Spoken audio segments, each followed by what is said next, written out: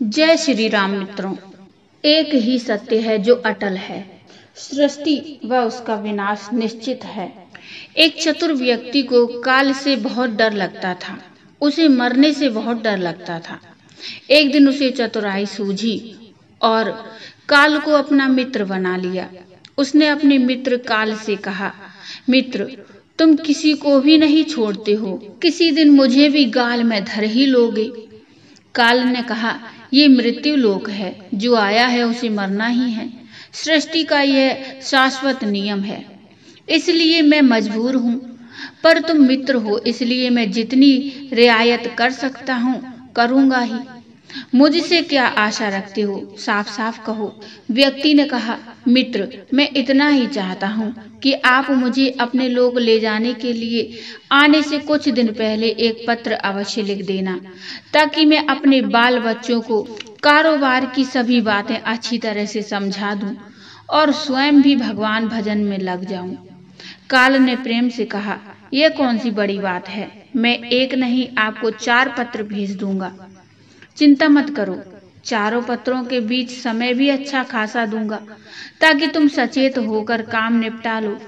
मनुष्य बड़ा प्रसन्न हुआ, सोचने लगा कि आज से मेरे मन से काल का भय भी निकल गया। मैं जाने से पूर्व अपने सभी कार्य पूर्ण करके जाऊंगा, तो देवता भी मेरा स्वागत करेंगे। दिन बीतते गए, आखिर मृत्यु की घड़ी आ पहुंची। काल अपने दूतों सहित उसके समीप आकर बोला, मित्र, अब समय पूरा हुआ, मेरे साथ चलिए। मैं सत्यता और दृढ़ता पूर्वक अपने स्वामी की आज्ञा का पालन करते हुए एक क्षण भी तुम्हें और यहाँ नहीं छोड़ूंगा। मनुष्य के माथे पर बल पड़ गए, भ्रकुटी तन गई और कहने लगा, धिक्कार है, तुम्हारे जैसे मित्र पर मेरे साथ विश्वासघात करते हुए तुम्हें लज्जा नहीं आती। तुमने मुझे वचन दिया था कि लेने आने से पहले पत्र लिखूंगा। मुझे बड़ा दुख है कि तुम बिना किसी सूचना के अचानक दूतों सहित मेरे ऊपर चढ़ आए। मित्रता तो दूर रही, तुमने अपने वचनों को भी नहीं निभाया। काल हंसा और बोला, मित्र, इतना झूठ तो ना बोलो, मेरे सामने ही मुझे झूठा सिद्ध कर रहे हो। मैंने आपको एक नहीं 4 पत्र भेजे, आपने एक भी उत्तर नहीं दिया। मनुष्य ने चौंक कर पूछा, कौन से पत्र, कोई प्रमाण है? मुझे पत्र प्राप्त होने की कोई डाक रसीद आपके पास है तो दिखाओ। काल ने कहा, मित्र, घबराओ नहीं, मेरे 4 पत्र इस समय आपके पास मौजूद हैं। मेरा पहला पत्र आपके सिर पर चढ़कर बोला, आपके काले सुंदर बालों को पकड़कर उन्हें सफेद कर दिया और यह भी कहा कि सावधान हो जाओ, जो करना है कर डालो। नाम बढ़ाई और धन संग्रह को, झंझटों को छोड़कर भजन में लग जाओ। पर मेरे पत्र का आपके ऊपर जरा भी असर नहीं हुआ। बनावटी रंग लगाकर आपने अपने बालों को फिर से काला कर लिया और पुनः जवान बनने के सपने में खो गए। आज तक मेरे श्वेत अक्षर आपके सिर पर लिखे हुए हैं। कुछ दिन बाद मैंने दूसरा पत्र आपके नेत्रों के प्रति भेजा। नेत्रों की ज्योति मंद होने लगी, फिर भी आंखों पर मोटे शीशे चढ़ाकर आप जगत को देखने का प्रयत्न करने लगे। 2 मिनट भी संसार की ओर से आंखें बंद करके ज्योति स्वरूप भगवान का ध्यान मन में नहीं किया। इतने पर भी सावधान नहीं हुए तो मुझे आपकी दीन दशा पर बहुत तरस आया और मित्रता के नाते मैंने तीसरा पत्र भी भेजा। इस पत्र ने आपके दांतों को छुआ, हिलाया और तोड़ दिया। आपने इस पत्र का भी जवाब नहीं दिया, बल्कि नकली दांत लगवाए और जबरदस्ती संसार के भौतिक पदार्थों का स्वाद लेने लगे। मुझे बहुत दुख हुआ कि मैं सदा इसके भले की सोचता हूँ और यह हर बार एक नया बनावटी रास्ता अपनाने को तैयार रहता है। अपने अंतिम पत्र के रूप में मैंने रोग, क्लेश तथा पीड़ाओं को भेजा, परंतु आपने अहंकारवश सब अनसुना कर दिया।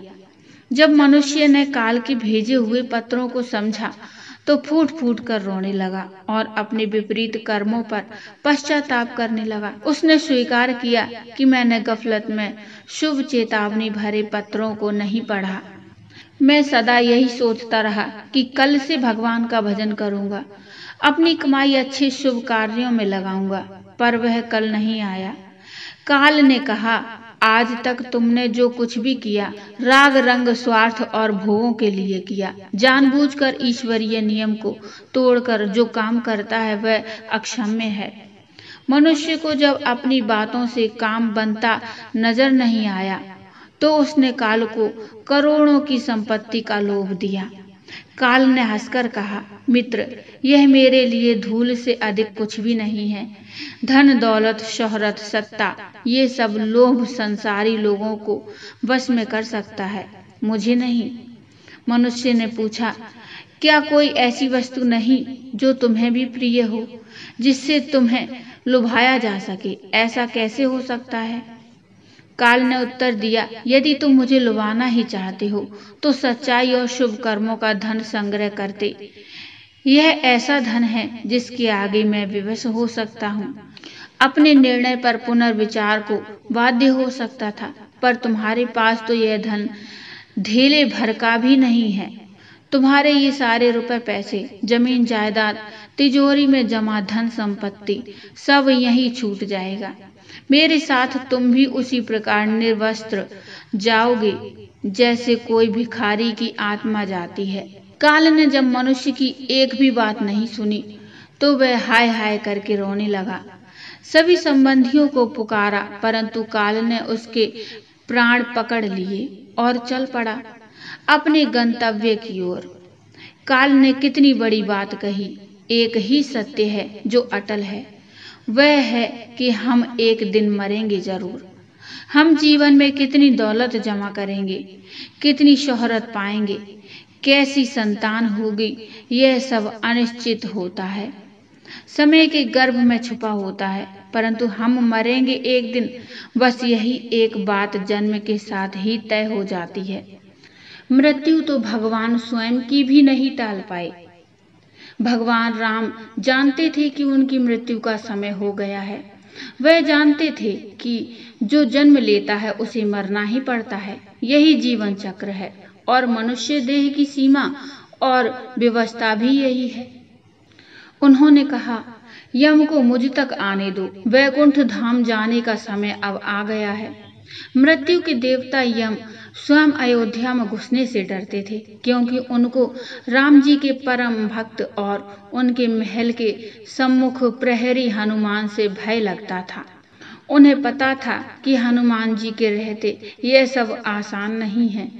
भगवान श्री राम इस बात को अच्छी तरह से समझ गए थे कि उनकी मृत्यु को अंजनी पुत्र कभी स्वीकार नहीं कर पाएंगे, और वो रौद्र रूप में आ गए तो समस्त धरती कांप उठेगी। उन्होंने सृष्टि के रचयिता भगवान ब्रह्मा जी से इस विषय में बात की और अपनी मृत्यु के सत्य से अवगत कराने के लिए अपनी अंगूठी को महल के फर्श के एक छेद में से गिरा दिया और हनुमान जी से इसे खोज कर लाने के लिए कहा।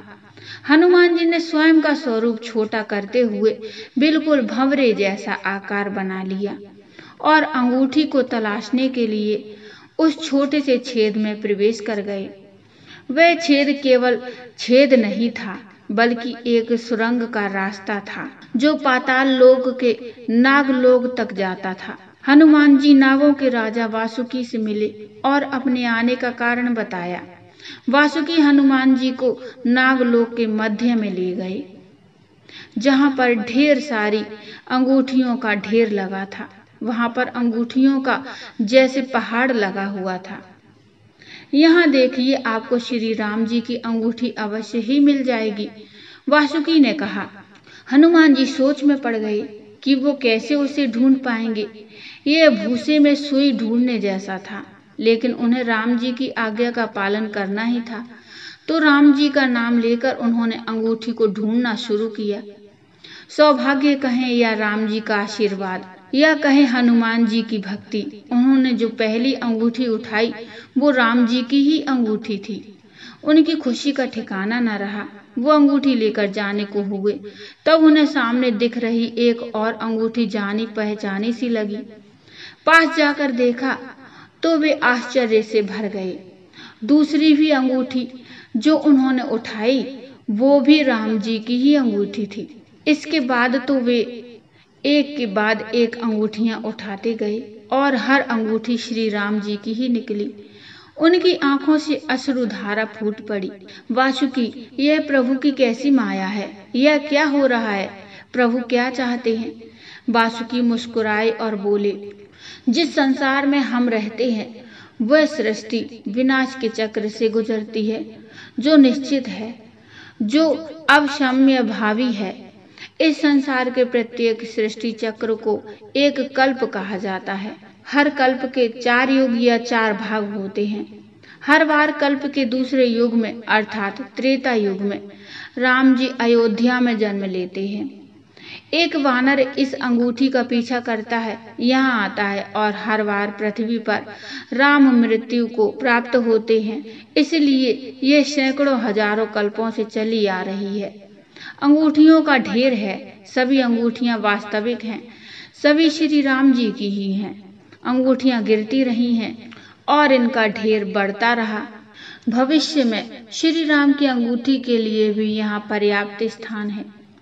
हनुमान जी एकदम शांत हो गए और तुरंत समझ गए कि उनका नागलोक में प्रवेश और अंगूठियों के पर्वत से साक्षात्कार कोई आकस्मिक घटी घटना नहीं थी, बल्कि यह प्रभु राम जी का उनको समझाने का मार्ग था कि मृत्यु को आने से रोका नहीं जा सकता। श्री राम मृत्यु को प्राप्त होंगे ही, पर राम जी वापस आएंगे। यह सब फिर दोहराया जाएगा। यही सृष्टि का नियम है। हम सभी बंधे हैं इस नियम से। संसार समाप्त होगा, लेकिन हमेशा की तरह संसार पुनः बनता है और राम जी भी पुनः जन्म लेंगे। सत्य है, मृत्यु काल कभी भी दस्तक दे सकता है। प्रतिदिन उसकी तैयारी करनी चाहिए। समय के साथ उम्र की निशानियों को देखकर तो कम से कम हमें प्रभु की याद में रहने का अभ्यास करना चाहिए। और अभी तो कलयुग का अंतिम समय है। इसमें तो हर एक को, चाहे छोटा हो या बड़ा, सबको प्रभु की याद में रहकर ही कर्म करने हैं। तो बोलिए जय श्री राम। मित्रों, ये छोटी सी कथा आपको कैसी लगी मुझे कमेंट में बताइए। कमेंट में जय श्री राम अवश्य लिखिए।